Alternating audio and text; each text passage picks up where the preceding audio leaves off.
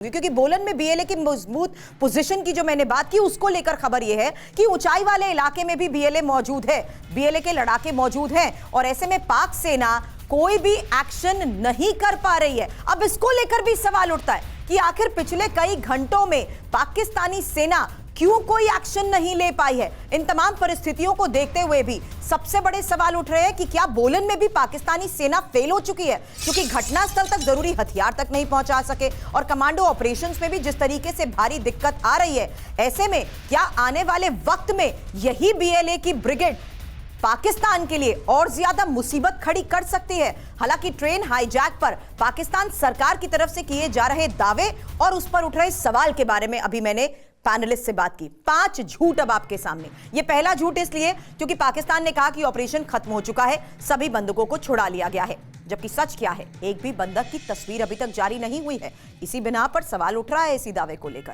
दूसरा झूठ ये कि ट्रेन हाईजैक करने वाले मारे गए हैं, जबकि पाक सेना ने पुरानी तस्वीर को जिस तरीके से पोस्ट किया तो इस दावे पर भी सवाल उठ गया। इस बीच तीसरा झूठ, पाकिस्तानी सेना को ज्यादा नुकसान नहीं हुआ है, जबकि अस्पताल में भर्ती सैनिकों ने जिस तरीके से गवाही दी है वो इसके झूठ को एक बार फिर से सामने लाती है। चौथा झूठ, बलूच ऑपरेशन में तत्परता दिखाई, लोगों की जान बचाई, जबकि ट्रेन सवारों का जो बयान सामने आया है उन्होंने ये कहा कि बीएलए ने ही आम यात्रियों को छोड़ा है। पांचवा झूठ, पाकिस्तानी सेना की सफलता से ऑपरेशन को अंजाम दिया गया, जबकि 24 घंटे तक घटनास्थल पर पाक सेना का एक भी ऑफिसर जब नहीं पहुंच पाया तो गुलाम मेरे सहयोगी जिस तरीके से लगातार चले इन ऑपरेशंस को लेकर हमें अपडेट दे रहे थे वो एक बार फिर से हमें ज्वाइन कर चुके हैं। गुलाम, अब घटनास्थल तक आप पहुंच नहीं पाए, किसी बंधक तक आप पहुंच नहीं पाए, किसी बंधक को अगर आपने छुड़ाया तो उसकी तस्वीर तक सामने नहीं आई।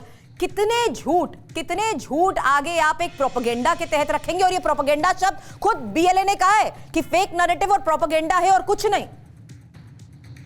देखिए सुरभि, पहली बात तो यह है कि बीएलए ने कल जब पाकिस्तान की तरफ से यह क्लेम किया गया उसके बाद से अब तक कोई ऐसा स्टेटमेंट, वीडियो स्टेटमेंट जारी नहीं किया, उनका पुराना स्टेटमेंट ही चल रहा है। दूसरी बात यह है कि अभी हमारे पास वो एक्सक्लूसिव फुटेज, तस्वीरें मिल गई हैं कि जो कि बीएलए के जो टेररिस्ट थे जिन्होंने अटैक किया था ट्रेन को, उनकी लाशें पड़ी हुई हैं उस ट्रेन के नीचे। वो मेरा ख्याल है कि अब तक थोड़ी देर तक आपको मिल जाएंगी। हम अभी वो तस्वीरें मिली हैं जो कि वहां पर बीएलए के टेररिस्टों को मारा गया है, उनकी लाशें वहां पे पड़ी हैं, उनकी कुछ लाशों की वीडियो तस्वीरें जो हैं वो अभी हम तक पहुंच चुकी हैं। और साथ ही सुरभि, मैं आपको ये बता दूं कि सबसे पहले जब ये अटैक हुआ था तो उसके बाद तकरीबन 100 से ज्यादा जो पैसेंजर थे वो जो मुख्तलिफ एयरपोर्टों पर पहुंचे थे, जो मुख्तलिफ कोयटा के रेलवे स्टेशन पर पहुंचे थे, उन्होंने आके ये कहा था कि उन्हें खुद छोड़ा गया है। उनमें से ज्यादातर ने ये कहा था कि उन्हें खुद छोड़ा गया है और वो आ गए हैं। लेकिन कल से लेकर अब तक लगभग तकरीबन 200 के करीब पैसेंजर कोयटा के रेलवे स्टेशन पर पहुंचे हैं, जिन्हें मीडिया के सामने पेश किया गया। मीडिया वालों ने उनसे बात की है।